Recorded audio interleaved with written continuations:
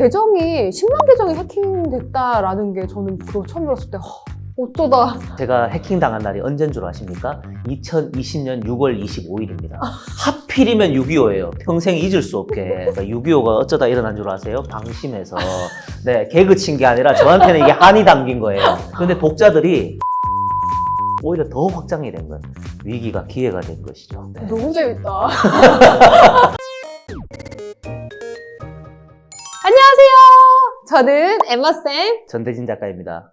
제가 오늘 너무 훌륭한 분을 모셨는데 계정 10만 계정이 이제 해킹이 돼서 0에서부터 다시 시작해서 키워내신 정말 대단한 작가님입니다. 그래서 오늘 노하우를 탈탈 털어보려고 모셨는데 자기소개 좀 부탁드릴게요. 네, 여러분 반갑습니다. 저는 삶으로 살아내는 삶쟁이, 사람을 살리는 메신저 전대진 작가입니다. 반갑습니다. 너무 대단하신데 사실 근데 제가 좀 신기했던 게 원래부터 작가님이셨던 게 아니라 그냥 원래 취미로 이제 인스타에 글을 쓰시다가 이렇게 출판까지 연결되셨다고 하셨는데 혹시 이거 시작하시게 된 계기가 좀 어떻게 되시나요?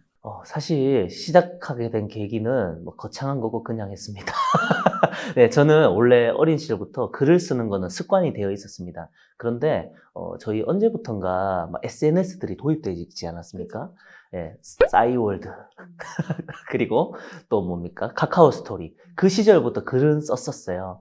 그런데 이게 인스타그램이라는 플랫폼이 도입되면서 그곳에다가 이제 글을 올리기 시작했죠. 처음에는 다른 사람에게 보여주기 위해서 글을 쓴다기보다는 스스로 생각을 정리하고 저 자신의 복잡한 생각과 또 2030들 얼마나 사는 게 힘듭니까? 스스로의 마음을 다잡고 위로하고 동기부여하려고 그냥 글을 써서 올렸어요. 그랬는데 그것이 많은 분들의 공감을 불러일으키고 이런 날이 왔습니다. 그러니까 인스타를 이렇게 쓰시다 보니까 출간 제의가 그냥 들어온 거죠? 예, 맞습니다. 매일 글을 쓰다 보니까 어떤 일이 일어났냐면 많은 분들이 공감을 해주시고 좋아요를 눌러주시고 댓글을 달고 또 이제 지인들을 태그하기 시작하니까 이제 반응률이 굉장히 높은 계정이 되어버린 거죠.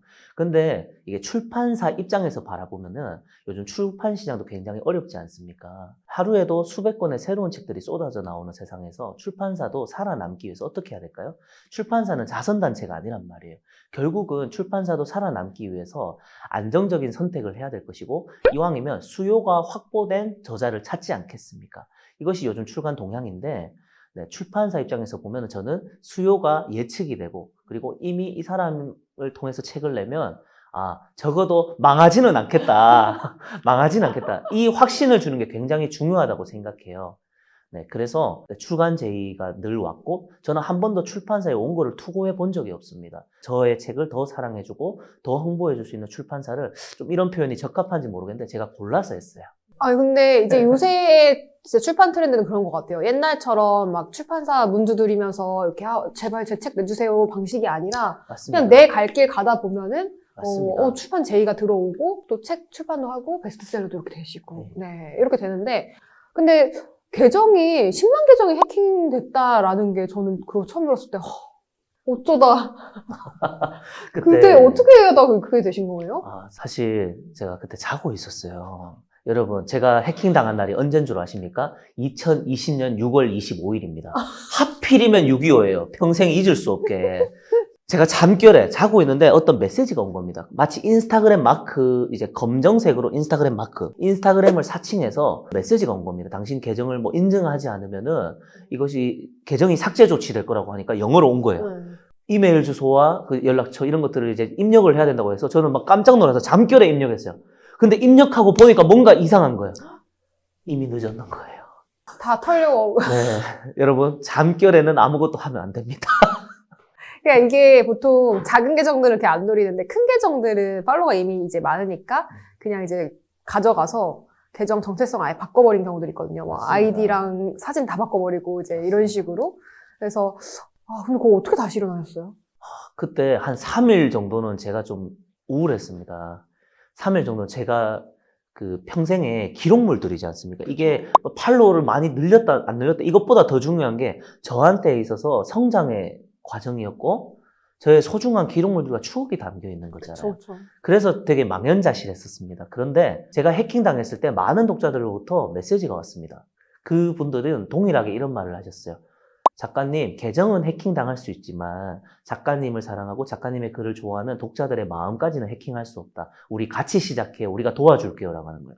그래서 해킹당해서 저는 차단돼서 제 해킹당한 계정을 볼 수가 없었습니다. 그런데 독자들이 그걸 다 캡처해가지고 저한테 저희 게시물들을 다 보내주시는 거예요. 정말 눈물겨웠죠. 그래서 다시 시작했습니다.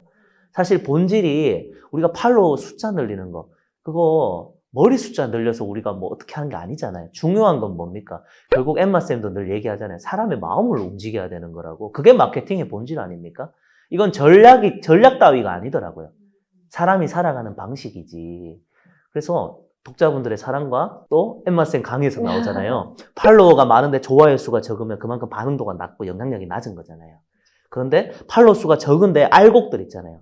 알곡들, 그 찐팬들이 모이니까 반응도가 더 훨씬 올라가는 거예요. 질적으로 더 좋은 채널이 되니까 인스타그램 알고리즘에서 계속해서 추천을 해주고 결과적으로 계정을 한번 분리를 해서 운영을 해봤더니 오히려 더 확장이 된 거예요. 위기가 기회가 된 것이죠. 네. 너무 대단하신 것 같아요. 저는 사실 그런 상황이라면 그렇게 쉽게 일어나기가 어려웠을 텐데, 근데 이제 제가 봤을 때는 작가님 자체가 이제 올리는 컨텐츠가 그 사람들한테 뭔가 동기부여되는 것도 있고 위로도 건네는 이런 메시지를 던지는 분이시기 때문에 가능했던 것 같거든요. 근데 올리시는 컨텐츠들 중에서도 사실 어떤 컨텐츠들이 가장 또 반응이 좋은지 좀 많이 궁금해요. 네. 이것도 사실 트렌드가 있습니다. 이제 여러분들이 뉴스 같은 거나 특히 이제 작가가 되고 싶으신 분들은 네이버에서 이제 교보문고라든지 알라닉이라든지 출간 동향 같은 거 보면 어떤 책들이 베스트셀러 오르는지를 좀 눈여겨보시면 좋아요. 2016년부터 2018년 정도까지는 사람들에게 감성적인 위로를 해주는 그런 컨텐츠들이 굉장히 각광을 받았지만 저는 어떤 글들이 반응이 가장 좋았냐면은 억울함이라는 키워드였습니다. 억울함이요? 네. 앞서 말씀드렸던 위로되고 공감이 되는 것들은 이제 평타라고 해야 될까요? 예, 평균적으로 좋아요가 한 1000개, 2000개 정도가 나오는 컨텐츠들이었어요. 그런데 억울함이랑 관련된 컨텐츠는 제가 최대 38,000개 좋아요를 받았어요. 계정 하나에서 조회수가 1000만이 뜬 겁니다. 왜 그런 걸까요? 네. 억울함이라는 감정은요, 사람이 가장 참기 어려운 감정이거든요. 네. 너무 재밌다. 여기 억울한 일 당하신 적 많으시죠, 여러분? 그러니까 이게 어떻게 보면 사람의 그 공감을 사는 거에서도 그 공감의 여러 종류가 있는데, 뭐 맞습니다. 사랑일 수도 있고, 우정일 수도 있고, 뭐 맞습니다. 위로일 수도 있고 이런데, 그 중에서도 억울함을 건드렸을 때 가장 맞습니다. 공감이 됐군요. 맞습니다. 사람의 감정에서 억울함이라는 감정이 굉장히 참기가 어려워요. 그래서 우리 보면은 많은 SNS에서 올라오는 글들 중에 분노를 일으키는 막 사회적 공분을 샀거나 네, 그런 것들이 굉장히 사람들에게 지탄을 받지 않습니까?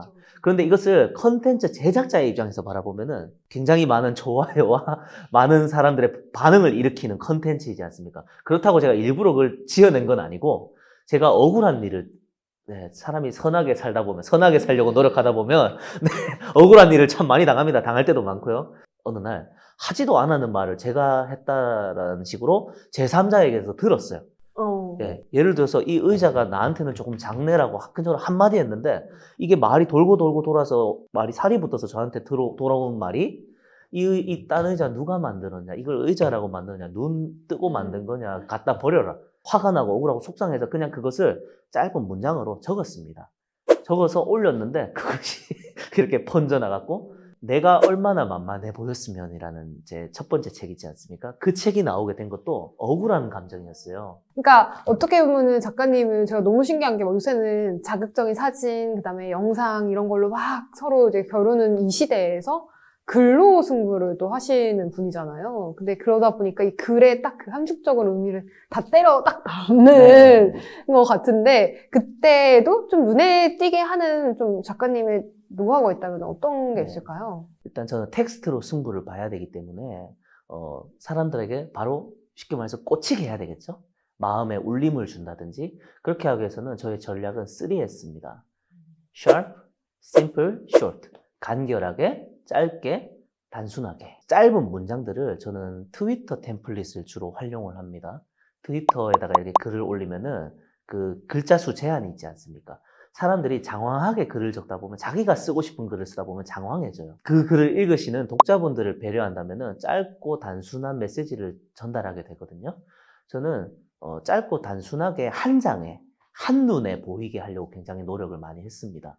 그리고 이왕이면 사람들에게 공유할 수 있게, 공유하고 싶게, 공유하기 쉽게, 네, 딱 한 장에 한눈에 보이는 그런 컨텐츠들로 많이 올렸어요.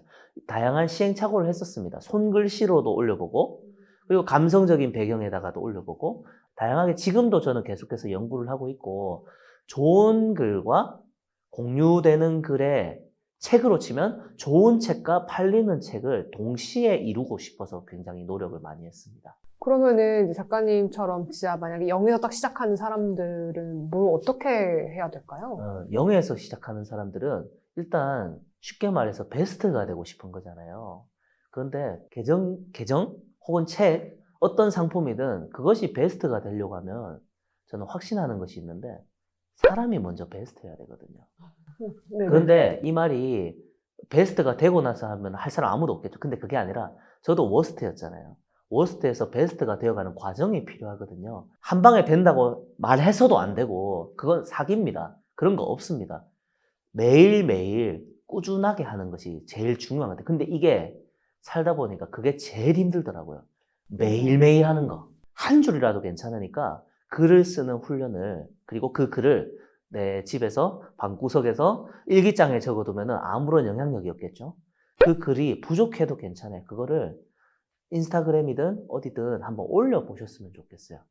우리가 붕어빵을 집에서 나 혼자 먹으면 나만 먹고 끝나잖아요. 그런데 그 붕어빵을 가지고 길에서 팔기라도 하면은 1,000원이라도 생기잖아요. 네. 너무 좋은 이유다. 근데 내가 그 자리에 영향력이 딴 게 아니거든요. 내가 맨날 그 자리에 있었던 거예요. 맨날 그 자리에 있었어요. 1,000원을 팔든 2,000원을 팔든 늘 사람들 지나다니는 그 길목에 있었어요. 길목에 있었는데 그 붕어빵을 파는 사람이 한 달, 2달, 6개월 이렇게 가다가 어느 날 하루 그 사장님이 몸이 아파서 문을 못 열면 어떤 일이 벌어지는 줄 아세요? 그 다음날 그분이 몸이 좀 낫고 왔는데 왜 안 계셨어요? 라고 물어보는 사람이 생겨요. 사람들은 안 보는 것 같은데 다 보거든요. 그것이 꾸준함의 힘인 것 같아요. 그래서 그러면은 막 계속 빠지지 않고 글을 계속 쓰셨던 거예요? 네. 근데 이것을 막 의식적으로 막 머리에 여기 막 띠 두르고 있잖아. 막 하면 된다. 막 이게 아니에요. 예. 1일 1포스팅 뭐 법적으로 이게 아니에요. 그냥 살면서 여러분들 맛있는 거 먹으면 우리 여성분들 맛있겠다 하면서 찍으시잖아요. 이거 누가 시켜서 한 거 아니잖아요. 그것처럼 저도 이렇게 어떤 억울한 일을 당하든 제가 기분이 좋든 혹은 이렇게 대화하다가 이렇게 인사이트를 얻을 때가 있지 않습니까? 그것을 그냥 수첩에다가 이렇게 메모해두면은 아무도 언제 절대 펼쳐볼 일이 없거든요.